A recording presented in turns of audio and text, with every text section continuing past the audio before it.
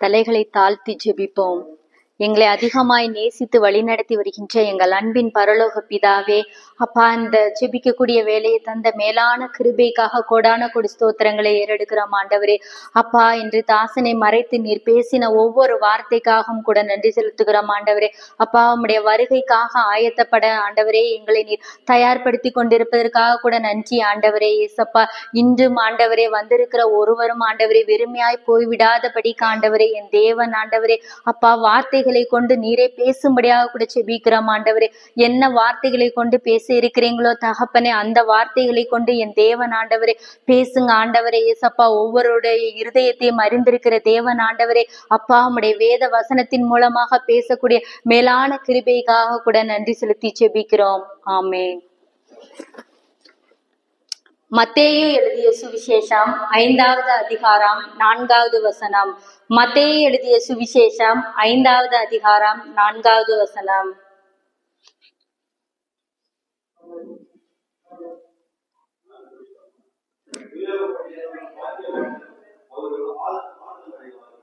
துயரப்படுகிறவர்கள் பாக்கியவான்கள், அவர்கள் ஆறுதல் அடைவார்கள். இந்த வார்த்தையை கொண்டுதான் தேவன் இன்றைக்கு நம்மளிடத்தில் பேச போகிறார். துயரப்படுகிறவர்கள் பாக்கியவான்கள், அவர்கள் ஆறுதல் அடைவார்கள்.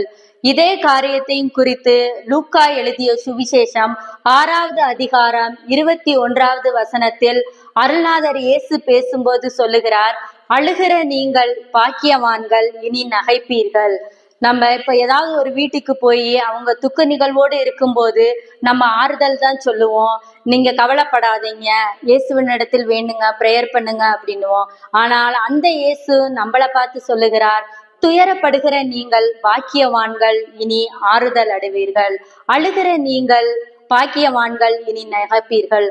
துயரம் அது ரொம்ப கொடியது அப்படின்னு சொல்லுவோம். ஏன்னா ஒரு வீட்டுல ஒரு துயரம் இருந்துச்சுன்னா அது ஒரு ஆறுதலே பெற முடியாத ஒரு புலம்பலை தான் துயரம் அப்படின்னு சொல்லுவோம். அதாவது ஆறுதலே கிடைக்காது. நம்ம எத்தனையோ பேர் நம்ம கிட்ட நீங்க துயரப்படாதீங்க, கடவுள் உங்களை பார்த்துக்குவாரு, நீங்க கஷ்டப்படாம இருங்க, நீங்க அழாதீங்க அப்படின்னு சொல்லுவாங்க. ஆனாலும் நம்மள அதை நம்ம தாங்கிக்க கொள்ள முடியாது, அதை ஏத்துக்கவும் முடியாது. அந்த துயரம் தான் ஆறுதலே பெற முடியாமல் நம்ம புலம்புறத தான் துயரம்னு சொல்றாங்க. அதனாலதான் துயரப்படுகிற நம்ம பார்த்து இயேசு சொல்லுகிறார், அழுகிற நீங்கள் பாக்கியவான்கள், இனி வரும் நாட்களில் நீங்கள் நகைப்பீர்கள் அப்படின்னு சொல்றாரு. ஏசப்பா நம்ம அழுகிறத விரும்ப மாட்டார் அப்படின்னு சொல்றாரு. அதனாலதான் இன்னைக்கு பாடுற பெர்க்மான்ஸ் பாடல்ல கூட உங்கள் துக்கம் சந்தோஷமாய் மாறும் அப்படின்னு சொல்லி அவர் நமக்கு பாடி காமிச்சிருக்காங்க. அது நம்ம இனி வரும் நாட்களில் நகைப்பீர்கள். நான் இந்த வசனத்தை குறிச்சு நம்ம பேசக்கூடிய வசனத்தை குறிச்சு ஆண்டவரே நான் பேசணும், அந்த வசனத்தை எனக்கு கொடுங்கன்றப்ப, துயரப்படுகிறவர்கள் பாக்கியவான்கள், அவர்கள் ஆறுதல் அடைவார்கள். துக்கப்படுற ஒரு இடத்துல போய் நம்ம எவ்வளவோ ஆறுதல் சொல்ல முடியாது. ஆனாலும் ஆறுதல் அடைவீர்கள் அப்படின்னு போட்டிருக்கு. என்ன ஆண்டவரின் குறித்து பேசும்போது யோசிக்கும் போது அவர் சொல்றாரு, அந்த ஆறுதல் ஆண்டவராகிய இயேசு கிறிஸ்து கிட்ட இருந்துதான் நமக்கு கிடைக்கும்ன்றதுக்காகத்தான் துயரப்படுகிறவர்கள் பாக்கியவான்கள், அவர்கள் ஆறுதல் அடைவார்கள் அப்படின்னு சொல்லியிருக்காரு. இத யோவான் 16வது அதிகாரம் 20வது வசனத்துல சொல்லியிருக்காரு. ஏசப்பா, உங்கள் துக்கம் சந்தோஷமாய் மாறும் அப்படின்னு சொல்லியிருக்காரு. நம்மளுடைய துக்கங்களை கடவுள் பார்த்து கொண்டிருக்கிற தேவன் இல்ல. ஆதி முதற்கொண்டு ஏசப்பா புதிய ஏற்பாட்டு வரைக்குமே நம்மளுடைய துக்கங்களை அவர் தாங்கி கொள்ள மாட்டாரு. அதை அவர் மேல சுமந்து, நம்மளுடைய பாரங்களை அவர் மேல சுமந்து அதை தீர்க்கணும்னு தான் ஏசப்பா இந்த உலகத்திற்கு வந்தாராமா. அதனாலதான் புலம்பல்னா புலம்புதல் அப்படின்னுவோமா. அதற்கு விளக்கம் தான் தானியேல் எழுதிய புஸ்தகம் 6வது அதிகாரம் 20வது வசனம். தானியேல் எழுதிய புஸ்தகம் 6வது அதிகாரம் 20வது வசனம். அதாவது தரியு என்கிற ராஜா அரசாண்ட வருஷத்துல தானியல்ன்ற ஒரு மனிதர் இருந்தார். அவர் மேல் ரொம்ப அந்த தரியூர் ராஜா ரொம்ப பிரியமா இருந்தாராம். ஆனா ஒரு காலகட்டத்துல அவரை சிறையில போட வேண்டிய சூழ்நிலை ஏற்பட்டுதான். எந்த சிறையிலனா சிங்கத்தின் கெபியில போட வேண்டிய சூழ்நிலை ஏற்பட்டுச்சான். அந்த சிங்கத்தின் கெபியில தானியலை போட்டு விட்டு அந்த அதிகாரத்தை நம்ம வாசித்தோம்னா அதுல முன்னாடி 6வது அதிகாரம் 20வது வசனங்களுக்கு முன்னாடி சொல்லியிருப்பாரு.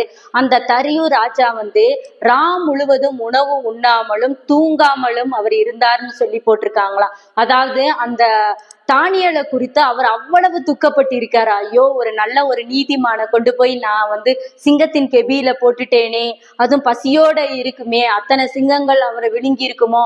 ஆனாலும் அவர் விசுவாசத்தோடு அந்த சிங்கத்தின் கெபியில அனுப்புறதுக்கு முன்னாடியே சொல்லி அனுப்பியிருக்கிறார், உன் தேவன் உன்னை தப்புவிக்க வல்லவராய் இருப்பார் அப்படின்னு சொல்லிதான் அந்த தரியூர் ராஜா தானியலை அந்த சிங்கத்தின் கெபியில அனுப்பிச்சு வச்சாராம். அப்ப முழுவதும் அவர் உணவு உண்ணாமலும் ரொம்ப துக்கத்தோடும் இருந்தாராம். அப்ப அந்த தரியூர் ராஜா புலம்பியபடியே தான் அந்த தானியலை பார்த்து கேட்டாராம். அதை வாசிப்போம். தானியல் எழுதிய புஸ்தகம் 6வது அதிகாரம் 20வது வசனத்தில்.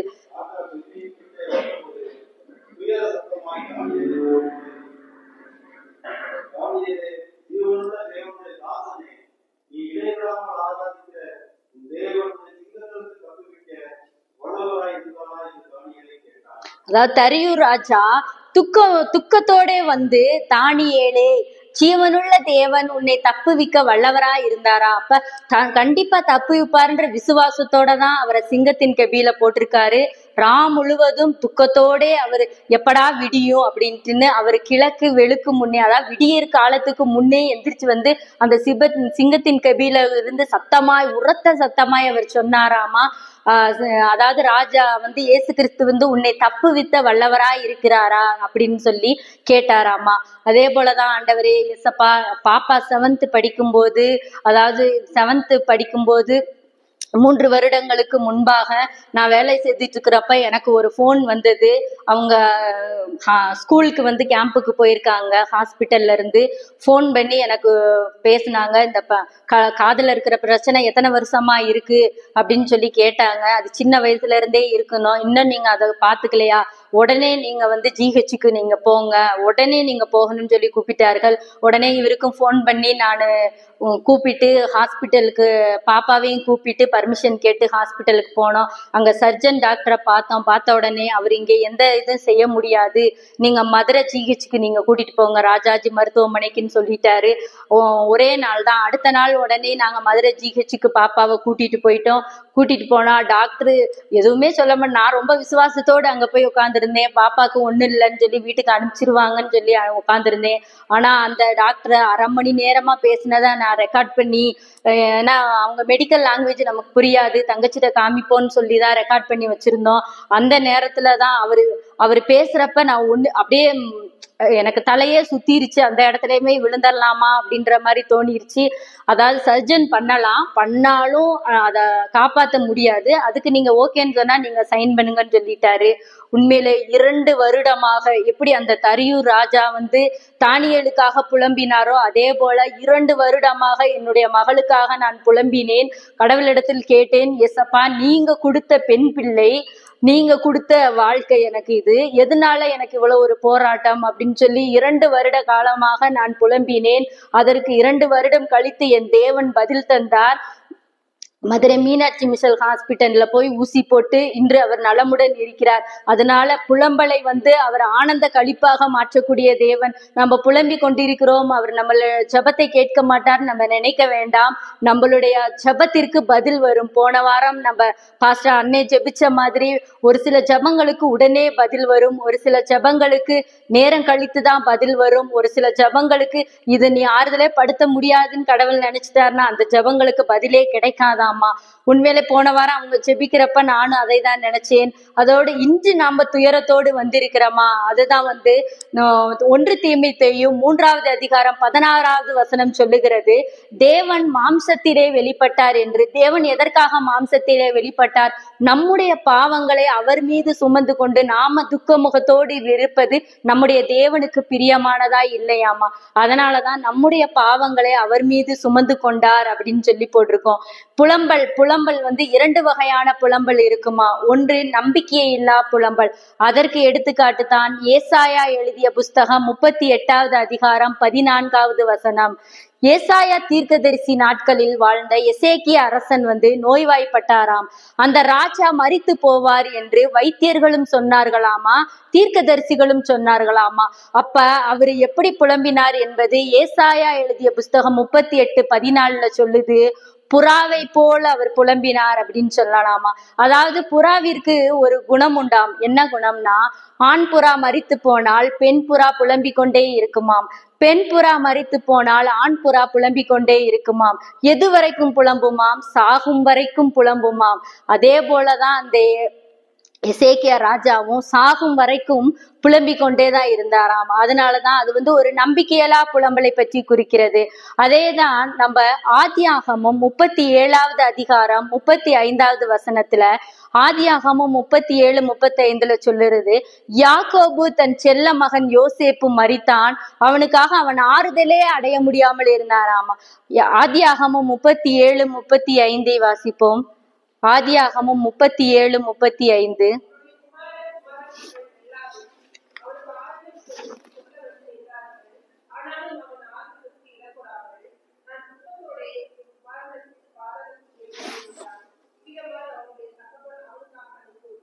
யாக்கோபு தன் செல்ல மகன் யோசேப்பு மரித்தான்னே அவங்க குடும்பத்தார் எல்லாருமே ஆறுதல் சொல்ல வந்தாங்களாமா. ஆனா அவரை வந்து ஆறுதல் அடைய அந்த இடத்துல மறுத்துட்டாராமா.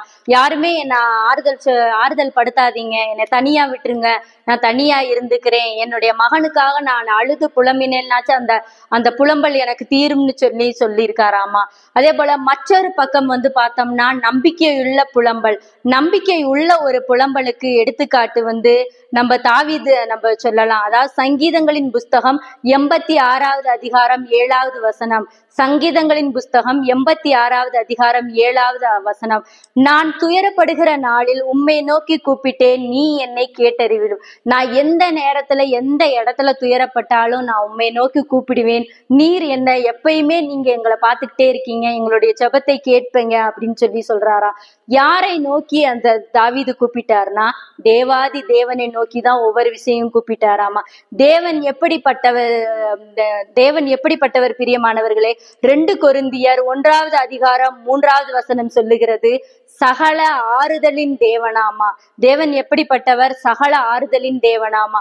நம்ம அழுகிற யாரையுமே அவர் வந்து விரும்ப மாட்டாராமா.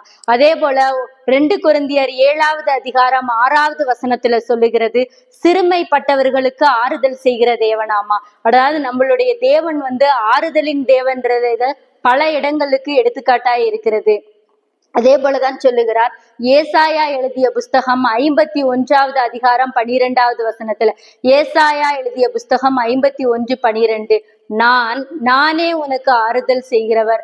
ஒவ்வொருவருக்கும் ஆறுதல் செய்கிற தேவனாய் நம்மளுடைய தேவன் காணப்படுகிறார். அதாவது துயரப்பட்ட அனைவருக்கும் ஆறுதல் செய்யும் மனிதனாய் அவர் இறங்கி வந்தார் அப்படின்னு அநேக இடங்கள்ல படிச்சிருக்கோம் நம்ம. அப்ப நம்ம யாருமே அழுகிறத நம்முடைய தேவன் வந்து விரும்ப மாட்டார். அதைதான் வந்து தேவனும் இதே அனுபவத்தை பெற்றிருக்கிறார், இயேசு கிறிஸ்துவும் இதே அனுபவத்தை பெற்றிருக்கிறார். அதற்கு ஒரு எடுத்துக்காட்டு தான் எபிரேயர் எழுதிய புஸ்தகம் 5வது அதிகாரம் 7வது வசனம். எபிரேயர் எழுதிய புஸ்தகம் 5வது அதிகாரம் 7வது வசனத்தில் என்ன சொல்லுகிறார் என்றால், மரணத்தை குறித்து அவரும் புலம்பினாராம். அதாவது இயேசு கிறிஸ்துவும் இந்த அனுபவத்தை பெற்றிருக்கிறார். நமக்கு மட்டும்தான் இந்த கஷ்டம், நமக்கு மட்டும்தான் இந்த புலம்பல், நமக்கு மட்டும்தான் இந்த பாடும்னு நினைக்கிறோம். ஆனா நம்மளுடைய தேவன் அவருடைய ஒரே குமாரனை நம்மளுடைய பாவங்களுக்காக அந்த உலகத்துல அர்ப்பணிச்சார். அந்த இயேசு கிறிஸ்துவும் புலம்பினாராமா. மிகுந்த, அதாவது கெஸ்தமனே தோட்டத்துல புலம்பினாராமா. மார்க் எழுதிய சுவிசேஷம் 14வது அதிகாரம் 36வது வசனத்துல அவர் எப்படி ஜெபித்தார் என்று குறிப்பிட்டிருக்கிறாங்க. மிகுந்த கண்ணீரோடும் பலத்த சத்தத்தோடும் ஜெபம் செய்தாராமா. நம்மளுடைய இயேசு கிறிஸ்துவும் வந்து மிகுந்த கண்ணீரோடும் பலத்த சத்தத்தோடும், தேவனே இந்த பாடு என்னை விட்டு நீங்க கூடுமானால் இதை நீக்கி போடும்னு அவர் மிகுந்த சத்தத்தோடு ஜெபிச்சிருக்கிறார். அதனால நம்ம இன்றைக்கு வந்திருக்கிற நாம் ஒவ்வொருவரும் நமக்குத்தான் இந்த பாடு, நமக்குத்தான் இந்த போராட்டம் அப்படின்னு நம்ம நினைக்க கூடாது. நம்மை படைத்த தேவாதி தேவனும் அவருடைய ஒரே குமாரனுக்கும் இந்த பாடு இருந்ததாம். அதுக்குத்தான் எடுத்துக்காட்டாய் கூடி இருக்கிறார்கள். அத லூக்கா 22வது அதிகாரம் 44வது வசனத்துல சொல்லி இருக்கிறாரு. அவர் செபிச்ச போது என்ன நடந்ததாமா, அவருடைய வியர்வை துளி ரத்த வியர்வையாய் மண்ணிலே சிந்தினது அப்படின்னு சொல்லியிருக்காரு. அவ்வளவு ஊக்கத்தோடு தன்னுடைய சீசர்களை கூட்டிக் கொள்வாராம், மலை மேல ஏறிக்கொள்வாராம். ஏறிக்கொண்டு அவ்வளவு ஊக்கத்தோடு அவர் செபிப்பாராம். தேவனே, இந்த பாடு என்னை விட்டு நீங்க கூடுமானால் நீக்கி போடும். அவருக்கு தெரியும், நம்ம இந்த உலகத்துல பிறந்து நம்மளுடைய மனிதருடைய பாவங்களுக்காக நாம் மரிக்கணும்னு தெரியும். அப்படி தெரிந்த தேவன் அவர் என்ன செய்தாராமா, இந்த பாடு, அந்த ஒரு நிமிஷம் இந்த பாடு என்னை விட்டு நீங்க கூடுமானால் நீக்கி போடும் அப்படின்னு சொல்லி ஜெபிச்சாராமா. இந்த நாட்களில துயரத்தோடு, பாரத்தோடு, துக்கத்தோடு வந்திருக்கிற நாமும் நம்மளுடைய தேவனிடத்துல நம்ம தேவனிடத்துல ஜெபிக்கணும். எப்படி ஜெபிக்கணும்னா, ஆண்டவரே, இந்த துயரம், இந்த பாடுகள் எங்களை விட்டு சீக்கிரம் நீக்கி போடும். நீர் கொடுத்திருக்கிற வாழ்க்கை ஆண்டவரே, நீர் கொடுத்திருக்கிற இந்த ஜெபத்தை, அந்த ஜெபத்தின் மூலியமாவதான் அந்த துயரத்தை நம்ம நீக்கி போட முடியும். நம்மளுடைய துயரம் எப்படி தீருகிறது? துயரப்படுகிற அனைவரும் பாக்கியவான்கள்னு சொல்லுகிறார்களே, அப்படியே நம்மளுடைய துயரம் எப்படி தீரும்? இன்று இரவே நம்மளுடைய இந்த வேதத்தை வாசித்து தியானித்து ஜெபிப்போம். ஆண்டவரே, இந்த பாடுகள், இந்த துக்கங்களை நம்மளை விட்டு நீங்க கூடும் அப்படின்னு இன்று இரவே நம்ம ஜெபிச்சோம்னா, நம்மளுடைய ஆறுதலின் தேவன் நம்மளை ஆறுதல் படுத்தி ஒவ்வொரு நாளும் அதை வழி நடத்துவாராம். குஷ்டரோகியா இருந்த 10 பேரும் இயேசுவினிடத்தில் இயேசுவே எங்களுக்கு இறங்கும், இயேசுவே எங்களுக்கு இறங்கும் என்று சத்தமிட்டார்களாம். அவ்வளவு கூட்டத்தின் நடுவிலும் அவர்களை பார்த்து, நீங்கள் போய் உங்களுக்கு ஆசாரியர்களுக்கு காண்பீங்கள். அவர் தொட்டும் சுகப்படுத்தல. அவர் என்கிட்ட வாங்க, நீங்க உங்க பாவங்களை விட்டு நீங்குங்க, உங்களுக்கு நான் ஆறுதல் அடைவேன் அப்படின்னு சொல்லல. நீங்க போய் உங்களை ஆசாரியர்களுக்கு காண்பீங்கள்னு சொன்னாங்க. லூக்கா 17, 13, 14, 15வது வசனத்தை பார்க்கும்போது அவர்கள் அங்கு ஆசாரியர்களுக்கு காண்பிக்க போகிறதற்கு முன்பாகவே அவர்கள் குணமடைந்தாராம். அவ்வளவு நம்மளுடைய தேவன் வல்லமையுள்ள தேவன். நம்மளுடைய பாடுகள், நம்மளுடைய துக்கங்கள் அனைத்தையும் அறிந்திருக்கிறார். அதேதான் லூக்கா 7வது அதிகாரம் 12, 13, 14 சொல்லுகிறது. ஒரு விதவைக்கு ஒரு மகன் இருந்தானாம், அவன் மரித்து போய்விட்டானாம். அந்த ஜனங்கள் எல்லாரும், ஐயோ, இந்த பெண்ணு ஒரே ஒரு மகன் தானே இந்த பெண்ணுக்கு இருக்கிறான், அவனும் மரித்து போய்விட்டான், அப்ப இவளுடைய பாடு எவ்வளவா இருக்கும் என்று அவர் கூடயே போனார்களாமா. ஆனால் இயேசு நம்மளுடைய உள்ளங்களை அறிந்திருக்கிற தேவன். நம்முடைய உள்ளங்களை அறிந்து, அந்த தாயினுடைய உள்ளத்தை அறிந்து, இந்த ஒரு தாய்க்கு இந்த ஒரே ஒரு மகனால மட்டும்தான் ஆறுதல் சொல்ல முடியும்ட்டு மகனை உடனே அந்த நொடியிலேயே அந்த பெண்ணின் உள்ளத்தை பார்த்து, அழாதே, ஃபர்ஸ்ட் அவர் சொன்ன ஒரே வார்த்தை அழாதே. அந்த பெண்ணை பார்த்து சொன்னார். அதே போல அந்த வாலிபனை பார்த்து, எழுந்துரு, நீ ஒருவன் மாத்திரம்தான் உன் தாய்க்கு ஆறுதல் படுத்த முடியும்னு சொல்லி உடனே அந்த இடத்துல அந்த தாயை ஆறுதல் படுத்தி விட்டு சென்றாராமா. அதே தேவன் இன்று நம் மத்தியிலும், நம் லாக்கன் சர்ச்சில மத்தியிலும் வந்திருக்கிற ஒவ்வொரு குடும்பங்களின் மத்தியிலும் அதே தேவன், உள்ளங்களை அறிந்திருக்கிற தேவன் உலாவி கொண்டு இருக்கிறார். நம்ம அநேக குடும்ப பிரச்சனைகளா இருக்கலாம், கடன் பிரச்சனைகளா இருக்கலாம், பிள்ளைகளை குறித்து பாரங்களாக இருக்கலாம், அநேக பிரச்சனைகளை குறித்து வந்திருக்கிறோம். நம்மை அறிந்திருக்கிற தேவன் அந்த துயரத்திலிருந்து நம்மை மாற்றி நம்மளுடைய துயரத்தை ஆனந்த களிப்பாக மாற்றக்கூடிய தேவன் இன்று நம்மளோடு கூட இருக்கிறார். விசுவாசத்தோடு கூட ஜெபித்து இன்முகத்தோடு கூட நாம் அனைவரும் வீட்டிற்கு செல்வோம். ஜெபிப்போம். ஒரு விசை கண்களை மூடி ஜெபிப்போம். மகா இரக்கமும் கிருபையும் நிறைந்த எங்கள் அன்பின் பரலோக பிதாவே, ஆண்டவரே, துயரப்படுகிற நீங்கள் பாக்கியவான்கள் என்று கூறியுள்ள தகப்பனே, ஆண்டவரே, பலவிதமான காரணங்களுக்காக, எத்தனையோ பிரச்சனைகளுக்காக துயரப்பட்டு நாங்கள் வந்திருக்கிறோம். ஆறுதலே அடைய முடியாத பிரச்சனைகளாக கூட இருக்கலாம் ஆண்டவரே. ஆனாலும் தீர்வு உண்டு ஆண்டவரே. இயேசப்பா, நீர் போகும்போது ஆண்டவரே வெறுமனை போகவில்லை ஆண்டவரே. அப்பா, உம்முடைய தூதனாகி ஆண்டவரே பரிசுத்த ஆவியை, தேச்சரவாளனை எங்களிடத்தில் அனுப்பிவிட்டு சென்றிருக்கிறீர் ஆண்டவரே. அந்த தேச்சரவாளன் நீர் வரும் வரைக்கும் எங்களுக்கு ஆறுதல் படுத்தி கொண்டிருக்கிறார் ஆண்டவரே. அப்பா, அந்த ஆறுதலின் தேவன் இன்று எங்களோடு கூட இருந்து கேட்கிற ஒவ்வொரு வார்த்தைகளும் வெறுமையாய் போய்விடாதபடிக்கு ஆண்டவரே, எங்கள் உள்ளந்தெரியங்களை இன்னும் விசுவாசத்தை அதிகப்படுத்தி அருள வேண்டும் என்று செபித்து இந்த எளிய ஜெபத்தை கூட இயேசு கிறிஸ்துவின் இனிய நாமத்தில் வேண்டி முடிக்கிறோம். ஜெபம் கேளும் என் ஜீவனுள்ள நல்ல பிதாவே, ஆமென். Amen.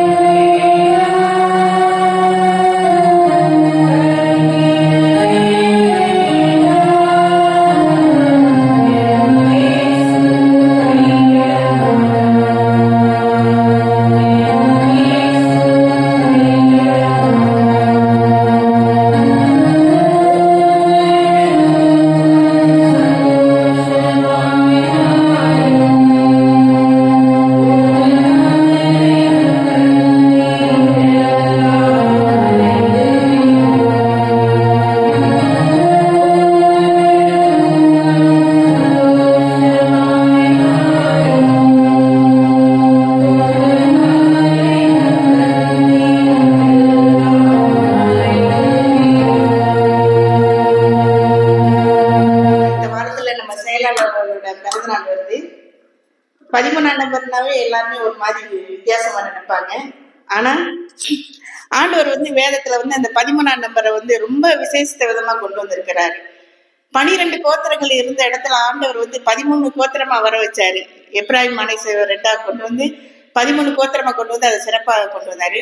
அதுக்கடுத்து பார்த்தோம்னா எஸ்தர்ல 8வது அதிகாரம் 11வது வசனத்துல அகாஸ்வேரு ராஜாவுடைய ராஜ்யங்கள்ல இருக்கிற எல்லா யூதர்களுக்கும் ஒரு விமோச்சனை. இது என்னன்னு பாத்தீங்கன்னா, ஆதார் என்கிற 12ஆம் மாதத்திலே 13ஆம் தேதியிலே, அந்த 12ஆம் மாதம் வாசிக்கும் போது நினைச்சேன் இங்கே டிசம்பர் 12, அதே 13ஆம் தேதியில அவர் பிறந்திருக்காரு. ஆண்டவர் அந்த நாளை ஒரு சிறப்பித்து கூறியிருக்காரு.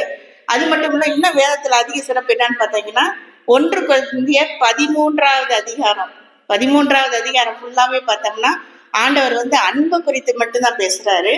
அது மட்டுமல்ல, 13வது அதிகாரத்துல மொத்தம் 13 வசனங்கள் தான் இருக்கு. அந்த 13 வசனங்கள்லயே அந்த 13வது வசனம் என்ன சொல்லுதுன்னா, இப்பொழுது விசுவாசம், நம்பிக்கை, அன்பு 3 நிலைத்திருக்கிறது, இதில் அன்பே பெரியதுன்றாரு. இப்போ எங்க வீட்டை பொறுத்த அளவுல 13ன்னா அன்பு, அன்புன்னா அனில்குமார். அடுத்து நம்ம மாதர் சங்கத்து இதுல நம்ம 15ஆம் தேதி நம்ம பழைய யூனிஃபார்ம் கட்டிக்கலாம். அடுத்து 22வது ஆண்டு விழா புது யூனிஃபார்மோட எல்லாரும் வரணும்.